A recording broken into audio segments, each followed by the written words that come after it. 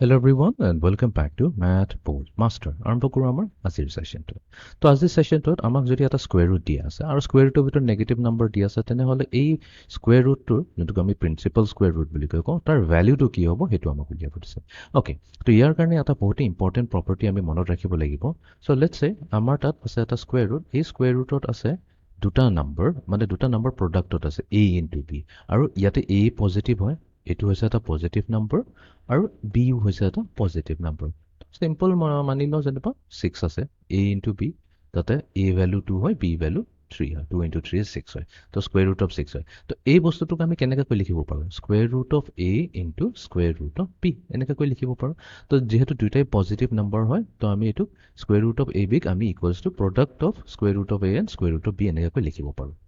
যদি আমাৰ negative number হ'লহেঁতেন তেতিয়া কি হ'ব? বোলে a পজিটিভ হয় বাট b আমাৰ নেগেটিভ হয়, ঠিক আছে, কোনো প্ৰব্লেম নাই, তেতিয়াও আমি ল'ব পাৰিম square root of a into square root of negative b লিখিব পাৰোঁ। আৰু যদি আমাৰ a নেগেটিভ হয় আৰু b পজিটিভ হয়, no problem, again square root of negative a into square root of b এইটো আমি ল'ব পাৰোঁ।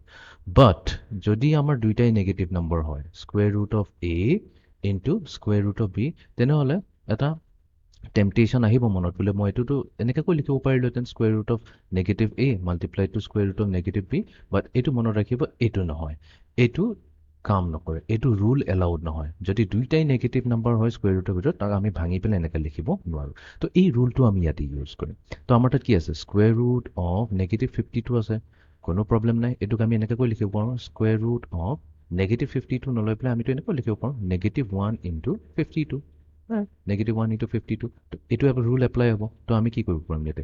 স্কোয়াৰ ৰুট অফ নেগেটিভ 1 এইটোক ছেপাৰেট কৰি দিলোঁ, multiplied to square root of 52। এতিয়া square root of negative 1 by ডেফিনেশ্যনটো কি হয়? আইওটা হৈ গ'ল, তো এইটোৰ কাৰণে কোনো প্ৰব্লেম নাই। এতিয়া আমি ওলাব লাগিব স্কোয়াৰ ৰুট অফ 52।